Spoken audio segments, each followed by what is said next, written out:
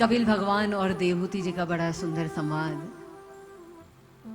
और अंत में गृहस्थी में भी भक्ति की जा सकती है, इसका बड़ा सुंदर उपदेश देकर मां देवहूति ने अपनी समस्त इंद्रियों को यद्ददाचरति श्रेष्ठ तत्तद् देवे तरोजन, जैसे जैसे भगवान ने बताया वैसे वैसे भगवान का नित्य ध्यान करते करते इस संसार बंधन से मुक्त होकर अपने जीवन को सार्थक किया। 12 स्कंध, 335 अध्याय और 18,000 श्लोक। भागवत का चतुर्थ स्कंध में हम प्रवेश कर रहे हैं। जीवन के चारों पुरुषार्थ अर्थ, धर्म, काम एवं मोक्ष की प्राप्ति कराने वाला यह शास्त्र, धर्म क्या है यह समझना आवश्यक है। शिव एवं सती का बड़ा सुंदर उपाख्यान विदुर जी महाराज मैत्रेयी जी से सुन रहे हैं, परीक्षित सुखदेव जी से सुन रहे हैं, और सूत जी शौनक ऋषियों को सुना रहे हैं।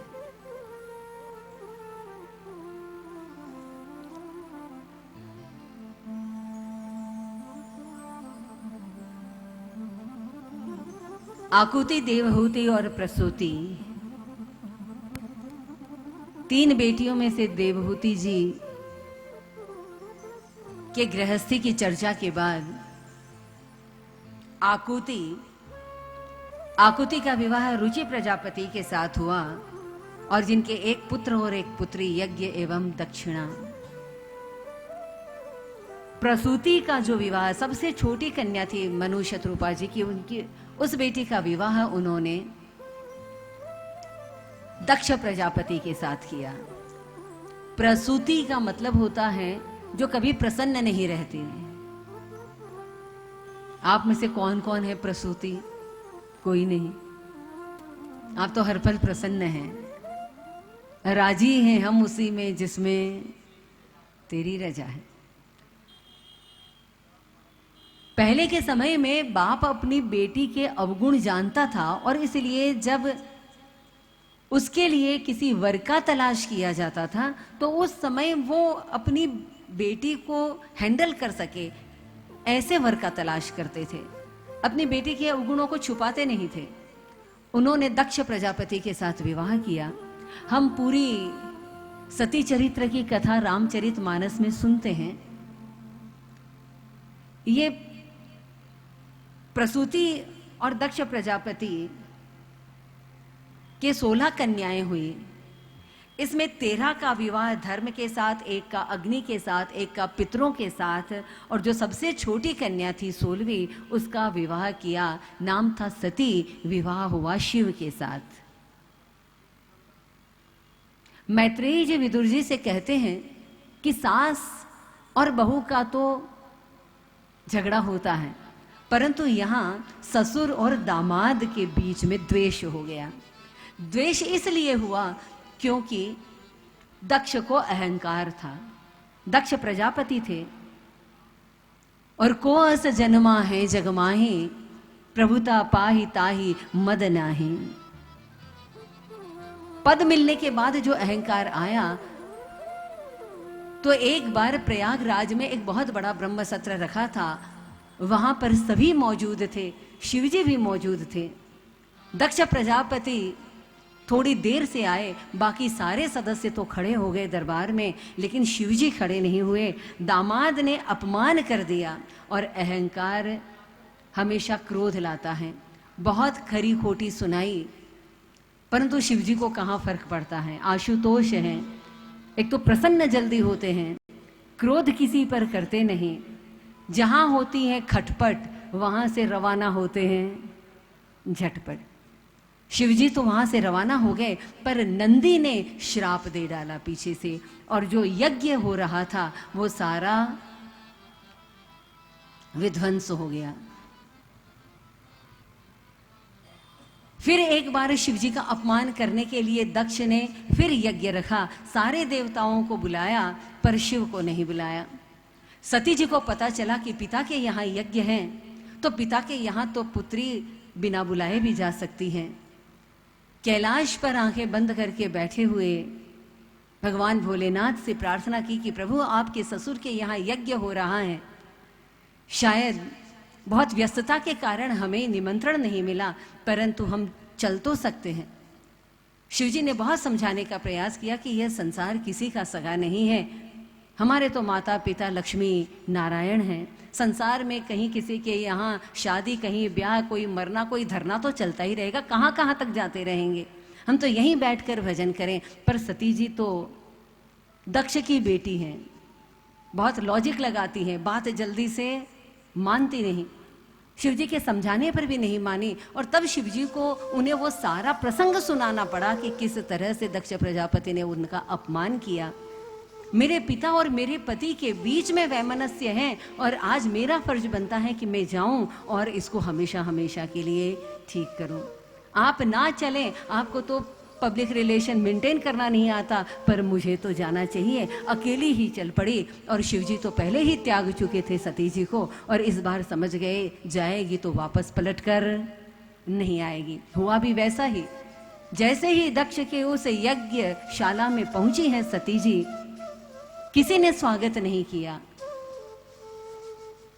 सिर्फ एक माँ ने गले लगाकर कह दिया था, बेटी तू नहीं आई थी, सब लोग थे लेकिन फिर भी अकेलापन या बहुत उदास उदास लग रहा था, तेरे आने से ठीक हो गया। लेकिन जैसे ही दक्ष प्रजापति ने देखा, सती को देखते ही शिव की याद आई और देखते ही क्रोध जागृत हो गया। उस क्रोध के चलते ब्राह्मण बैठे हैं यज्ञ करने के लिए, सारे देवताओं के लिए स्थान बनाया है, शिव जी का स्थान नहीं। और सती जी ने देखा अपने पिता को अपने पति से बैर करते हुए, तो जो शिव का द्रोही है उसकी मैं बेटी कहलाऊं, इससे तो बेहतर है कि मैं इस शरीर को ही हमेशा हमेशा के लिए त्याग दूं।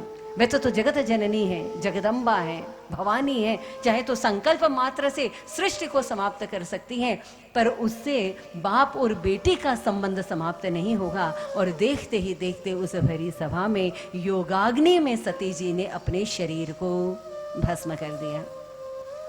शिवजी को पता चला क्या फर्क पड़ता है, लोग आते हैं और जाते हैं, लेकिन सारे देवताओं ने जाकर स्तुति की, कैलाश के वासी आप चलिए, आपके बिना यज्ञ पूरा नहीं होगा। और सती जी नहीं रही, वीरभद्र को प्रकट किया, पूरे दक्ष की यज्ञशाला को विध्वंस कर दिया। भगवान भोलेनाथ फिर गए हैं और जाकर उन्होंने फिर से यज्ञ की शुरुआत की। कुछ कुछ प्रसंग को इसी तरह प्रणाम करके चलें। हमें तो इस शिव एवं सती के प्रसंग से बस एक ही बात समझनी चाहिए कि किसी को नीचा दिखाने के लिए आप यदि कोई पुण्य का कार्य भी कर रहे हैं तो वो भी अधर्म बन जाता है। शिव को नीचा दिखाने के लिए दक्ष ने कितना ही बड़ा यज्ञ क्यों ना किया हो, लेकिन वो अधर्म है। यज्ञार्थात कर्मणोन्यत्र लोकोयं कर्म बंधन।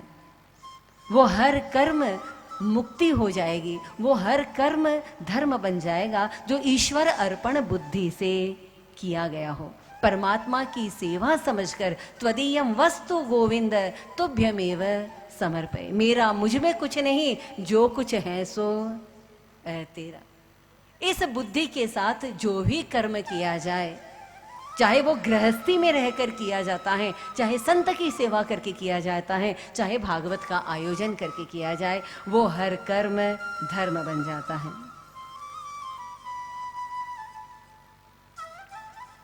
जीवन में धर्म और अर्थ, अर्थ यानी संपत्ति,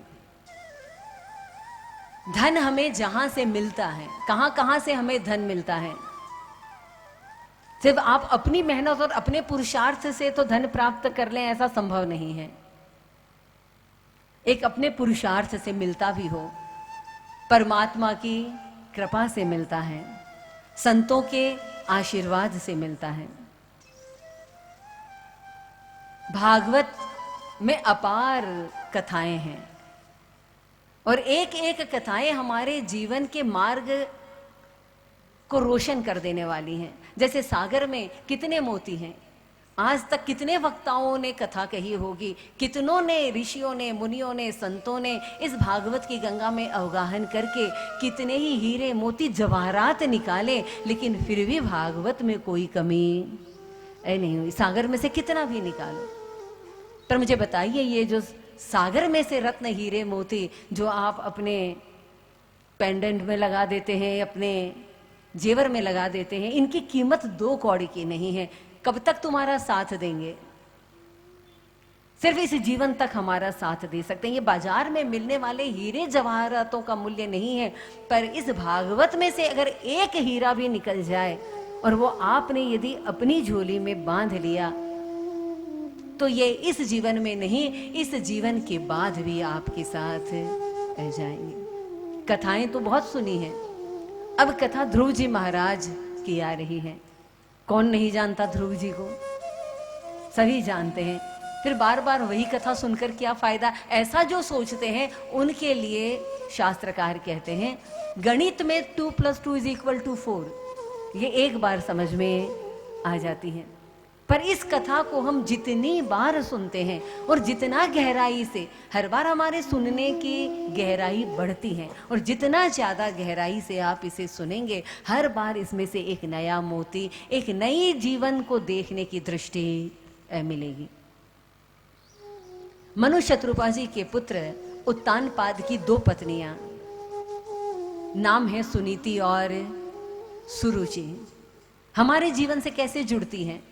क्योंकि हर मनुष्य की 2 वृत्तियां हैं। एक सुनीति, सुनीति का मतलब है जो शास्त्र सम्मत हैं, धर्म सम्मत हैं, और एक है सुरुचि, अपनी इच्छा से, अपनी पसंद के अनुसार। यह जो मानव जीवन है, यह हमेशा 2 राहों पर खड़ा हुआ है इंसान। देखूं या ना देखूं, बोलूं या ना बोलूं, करूं या ना करूं, जाऊं या ना जाऊं, और हमें हर समय निर्णय लेना पड़ता है। उस समय निर्णय आप सुनीति से लेते हैं या सुरुचि से लेते हैं? क्योंकि अगर सुनीति के द्वारा लिया हुआ निर्णय होगा तो वो ध्रुव की तरह अटल होगा, और अगर सुरुचि के द्वारा कोई निर्णय लिया होगा तो वो शुरू में तो उत्तम लगेगा, शुरू में अच्छा लगेगा, लेकिन वो लॉन्ग लास्टिंग नहीं होगा, वो इम्पर्मानेंट होगा। 7 दिन की कथा सुनते सुनते मैं कितनी बार योग की बात करती हूँ, चर्चा करती हूँ, ध्यान करो, योग करो, प्राणायाम करो। तो आपने संकल्प ले लिया कि कल सुबह तो गुरु माँ ने बोला है 5 बजे उठेंगे, तो उठेंगे। रात को सोते समय आप जब अलार्म लगाकर सोते हो, उस समय अलार्म लगाने वाली जो नीति होती है वो सुनीति होती है, जो ये कहती है सुबह 5 बजे उठेंगे, योग करेंगे, प्राणायाम करेंगे, सारे कार्य करेंगे, सत्संग करेंगे। लेकिन जब सुबह अलार्म बजता है उस समय यहाँ सुरुचि बैठी हुई होती है, वो कहती है अरे आज नहीं कल, अभी तो जीवन पूरा पड़ा हुआ है, एक दिन छूट भी गया तो क्या है, कुछ हो जाएगा। आपका आलस, आपका तमस, आप आलस छोड़कर उठ भी सकते थे, और या फिर 1 घंटे बाद और 1 घंटे बाद, और करते करते 5 से पलक क्या हो गए, 10 ही हो गए। 10 बजता है ना उसके। हम बस इतने ही अंतर्यामी है, इससे ज्यादा नहीं है कि हमें नहीं पता 10 बजे उठते। मिठाई का डब्बा आया आपके घर में, सुनीति कहती है नहीं खाना चाहिए, अकेले बांट कर खाना चाहिए, तुम्हें डायबिटीज है, तुम्हें तो वैसे भी नहीं खाना चाहिए। सुरुचि कहती है खा ले 1 इंजेक्शन इंसुलिन का, ज्यादा ले लेंगे। पड़ोस के घर से आवाज आ रही है, सुनीति कहती है तुझे क्या लेना देना है, आंख बंद करो और हरि का भजन कर। सुरुचि कहती है नहीं नहीं, उसके घर में क्या हो रहा है, इट्स अप टू यू, आप किस वृत्ति के साथ जीवन जी रहे हैं। ग्रंथकार कहते हैं 5 वर्ष के ध्रुव जी महाराज हैं, सुंदर मुखारविंद है, उन्नत ललाट है, कुंचित अलकावलियां हैं, और उत्तानपाद अपने सिंहासन पर बैठे हुए हैं। उनकी छोटी पत्नी सुरुचि उनके पास बैठी हुई है, और उतने में उत्तानपाद के पास ध्रुव जी महाराज का आना हुआ और पिता को लगा कि बेटे को गोद में बिठा लूं। ध्रुव जी महाराज ने अपनी बाहें फैलाई तो उतने में सुरुचि ने बाह पकड़ी और जोर से गरज कर कहा, ध्रुव तुम्हारा ये अधिकार नहीं है, जाओ पहले हरि को प्रसन्न करो, भगवान का भजन करो, और अगर वो प्रसन्न हो जाए तो वरदान मांगना कि मुझे सुरुचि के गर्भ से पैदा करे, तो ही तू अपने पिता की गोद में बैठ सकता है। अब 5 वर्ष के ध्रुव जी महाराज को सौतेली माँ की बात समझ तो नहीं आई, लेकिन रोने लगे। और रोते रोते जब अपनी माँ के पास पहुंचे हैं, वो तो सुनीति थी, अगर आज के समय की माता होती और उसे पता चल जाता, जैसे ही ध्रुव जी तो नहीं बोले पर साथ के जो मित्र थे उन्होंने कह दिया, इस तरह से छोटी माँ ने, माँ सुरुचि ने हाथ पकड़कर गोद से नीचे उतार दिया।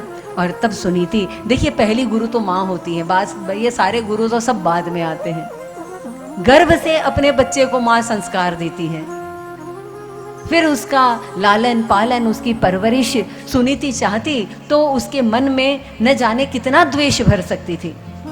लेकिन उसने कहा, बेटा तुम्हारी सौतेली माँ, आज मुझे पहली बार पता चला है कि वो तुम्हारी सबसे बड़ी शुभ चिंतक है। अरे वो शुभ चिंतक नहीं, वो तो तुम्हारी गुरु है। तपस्या करने की बात तो गुरु ही कह सकते हैं। अगर तुम्हारी माँ ने कहा है तपस्या करो, तो ये बिल्कुल ठीक कहा है ध्रुव, क्योंकि बिना तपस्या के जो चीज मिलती है वो तो भीख होती है। बिना परिश्रम के, बिना मेहनत के, बाप दादाओं के कमाए हुए धन को ही अपना धन समझकर ऐश आराम से जीना, ये तो सरासर भीख है। तो बेटा तपस्या तो करनी चाहिए। माँ से कहा, माँ तो मैं तपस्या करने जाऊं, कहाँ जाना होगा? बोले बेटा वन में जाकर तपस्या करनी पड़ती है, अभी तो तुम बहुत छोटे हो। लेकिन एक बार जो लगन लगी हरि के संग में ध्रुव जी महाराज की, तो ध्रुव जी महाराज ने रातों रात अपनी दोनों माताएं सो रही थी, उनको दूर से ही प्रणाम किया और घर का त्याग कर दिया। घनघोर अंधेरी रात में वन की तरफ प्रस्थान कर रहे हैं, भयभीत नहीं है। और जब कोई पहला कदम परमात्मा के लिए उठाता है तो भगवान सबसे पहले गुरु जीवन में भेजते हैं। जिसके जीवन में गुरु नहीं, उसके जीवन की हकीकत में अभी शुरुआत ही नहीं हुई। जीवन शुरू ही तब होता है जब गुरु आता है। जीवन मिलने से जीवन नहीं होता है, जीवन में ज्ञान का प्रकाश जागृत हो जाए। और नारायण नारायण। नारद जी महाराज आए, आते ही ध्रुव को देखकर कहा, ध्रुव क्या बात है, तुम अकेले आधी रात कहाँ जा रहे हो? बोले गुरुजी मैं तपस्या करने जा रहा हूँ। नारद जी ने हंसकर कहा, बेटा इतना आसान नहीं होता, ये ऋषि मुनि महात्मा संत लोग तपस्या करते हैं, तुम कहाँ जाओगे? और मैं जानता हूँ तुम वैसे भी क्षत्रिय हो, रोष में हो, क्रोध में हो, तुम्हारी माँ ने कुछ अपशब्द कह दिए और बस तुम आ गए दौड़कर।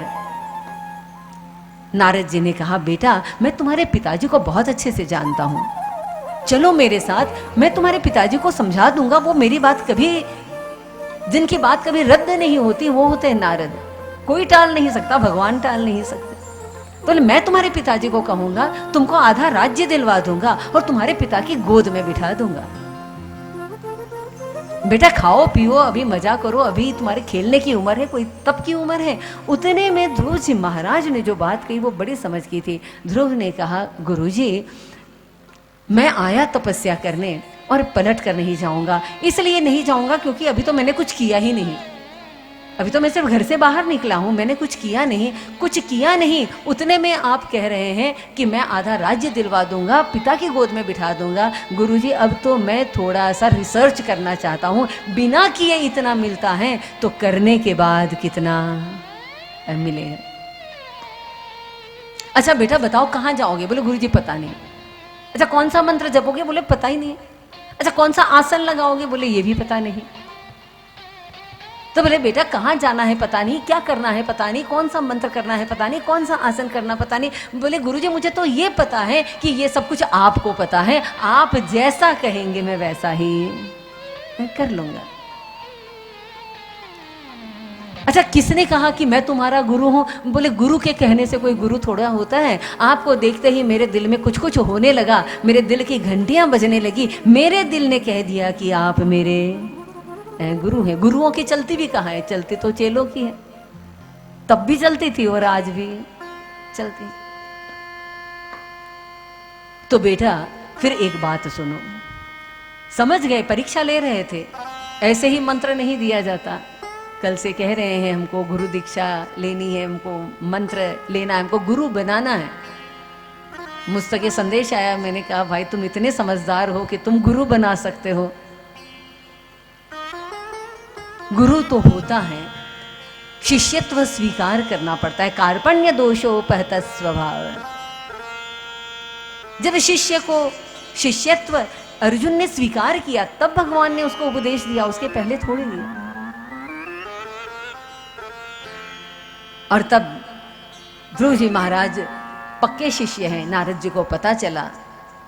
और तब नारद जी ने ओम नमो भगवते वासुदेवाय 12 अक्षर मंत्र दिया और कहने लगे बेटा भक्ति बहुत सहज है, भक्ति बहुत सुंदर है, भक्ति बहुत सरल है। तुम मधुवन में चले जाओ जहां नित्य प्रिया प्रियतम का निवास है। भगवान कभी मधुवन को छोड़कर नहीं जाते। मथुरा के पास मधुवन और वहीं उत्तानपाद का राज्य, घनघोर बियाबान जंगल में वो मधुवन है जहां प्रिया प्रियतम नित्य निवास करते हैं। और बेटा तुम तपस्या करने जा रहे हो तो एक बात ध्यान रखना, और मैं भी आपसे कहती हूँ अगर भागवत भी सुन रहे हो, इससे बड़ी तो तपस्या नहीं है इस कलयुग में। तो एक बात जरूर ध्यान रखना, जो तपस्या करता है वो साधक कम से कम इस संसार से ले और अधिक से अधिक इस संसार को दे। कम से कम लेना और अधिक से अधिक देना। वश में करना बहुत मुश्किल है। चंचलम ही मन है कृष्ण। हमारे अंदर मन बुद्धि चित्त और अहंकार, इस मन को वश में करने के लिए मंत्र भी चाहिए। गुरु ने जो मंत्र दिया, जो मन का अंत कर दे, जो मन को अंतर जगत में ले जाए।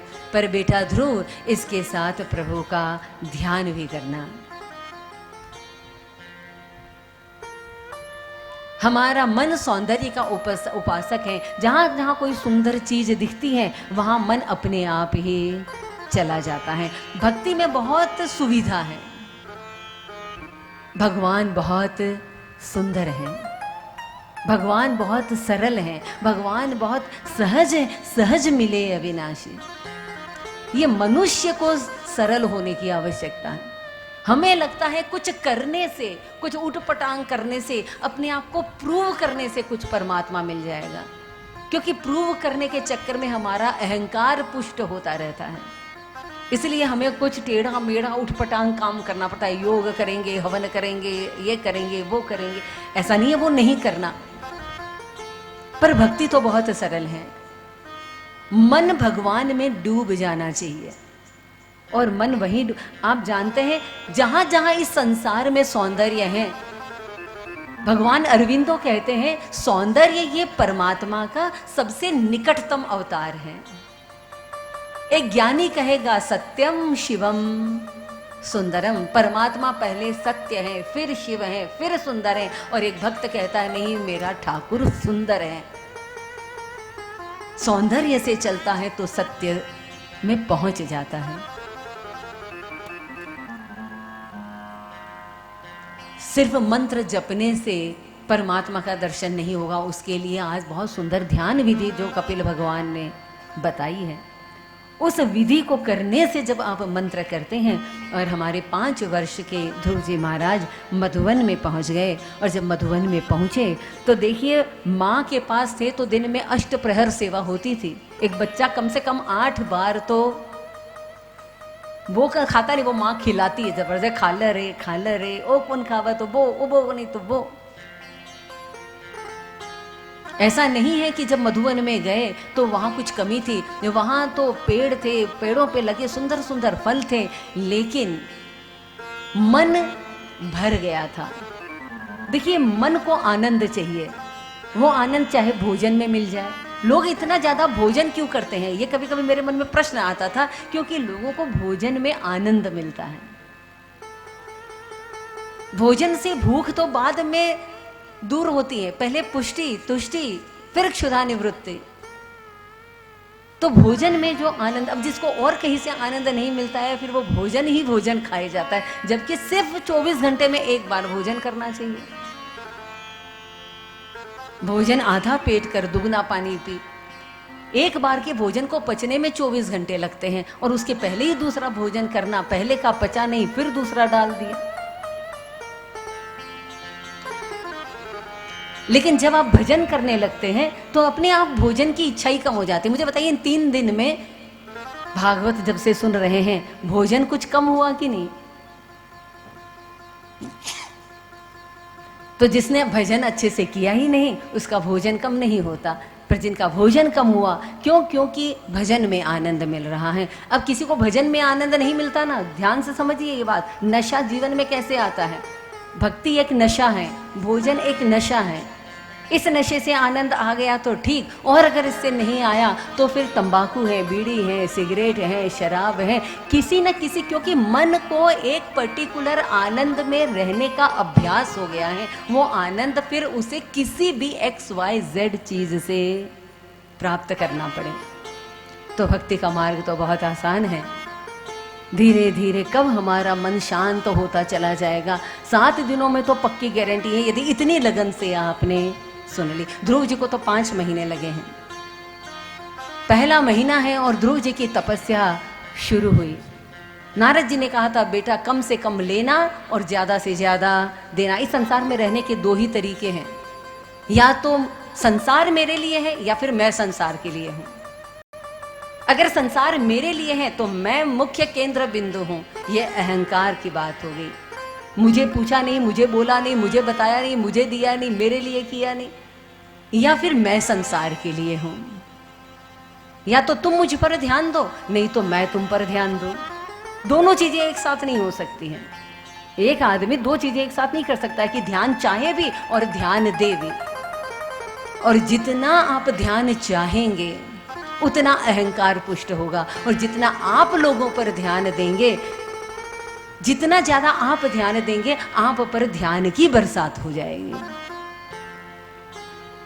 3 दिन में एक बार आंख खोलते थे, वृक्ष के नीचे बैठे हुए हैं और सूखे बेर जो हैं वो बेर खा खाकर, बस फल खाकर क्षुधा निवृत्ति, अपना पेट भरते। दूसरे महीने की तपस्या शुरू हुई। एक तरफ तो प्रभु का ध्यान लगा है, मंत्र चल रहा है, और दूसरी तरफ 6 दिन के बाद दूसरे महीने में आंखें खोलते और आंख खोल कर देखा, अब फल खाने की भी आवश्यकता नहीं है। गुरुजी ने कहा है कम से कम लेना, यह वन मेरी माँ है और कम से कम माँ से लेना है। तो सूखे पत्ते खाकर भी काम चलाया। सिर्फ जमुना जी का जल पी रहे थे और सूखे पत्ते चबाए 6 दिन बाद में। और जब तीसरे महीने की तपस्या शुरू हुई तो फिर 9 दिन के बाद में आंखें खोली। अब पत्ते भी नहीं, सिर्फ जमुना जी का जल पिया। चौथे महीने में 12 दिन के बाद आंखें खोली और फिर जमुना जी का जल भी छोड़ दिया। जमुना जी ने आकर कितनी मिन्नती की होगी, ध्रुव तेरे जैसा भक्त यदि एक बूंद मेरा जल पी ले तो मेरी तपस्या सफल हो जाए। कितना जल अपने पिता के यहाँ से लाती हूँ, सारा संसार पीता है, पर बेटा थोड़ा सा जल का सेवन कर ले। कहने लगे माँ आप भी मेरी माँ हैं, ये वनदेवी भी मेरी माँ है, यह पृथ्वी भी मेरी माँ है। मैं तो यह सोच रहा हूँ कि क्यों मैं अपना बोझ इस पृथ्वी पर डालूं। देखिए जो लेने की प्रवृत्ति रखता है ना, उसकी लेने की प्रवृत्ति बढ़ जाती है, परंतु जो देने की प्रवृत्ति करता है तो धीरे धीरे उसकी देने की क्षमता बढ़ जाती है। अब 2 पैरों पर खड़े हो गए। 12 दिन में जो एक सांस ले रहे थे, अब एक पैर पे खड़े हो गए। और 5वें महीने में तो उन्होंने एक पैर पर नहीं, अब एक अंगूठे पर खड़े हो गए।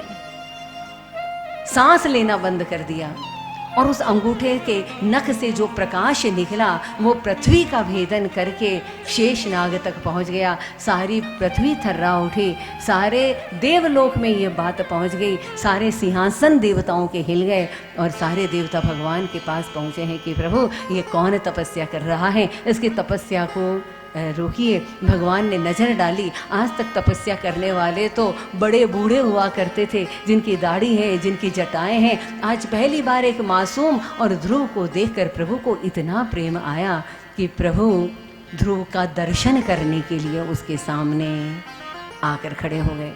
ध्रुव जी महाराज की आंखें बंद हैं और जो अंतर्निहित प्रभु का ध्यान चल रहा था, भगवान को लगा थोड़ी देर बाद कि भाई दर्शन देने आया हूँ, मैं तो दर्शन ही किए जा रहा हूँ छोटे से बालक के। अरे उन्होंने अपना शंख, पंचजन्य शंख जैसे ही ध्रुव जी महाराज के गाल पे लगाया है और देखते ही देखते ध्रुव जी महाराज की जो सुप्त वाणी थी वो जागृत हो गई।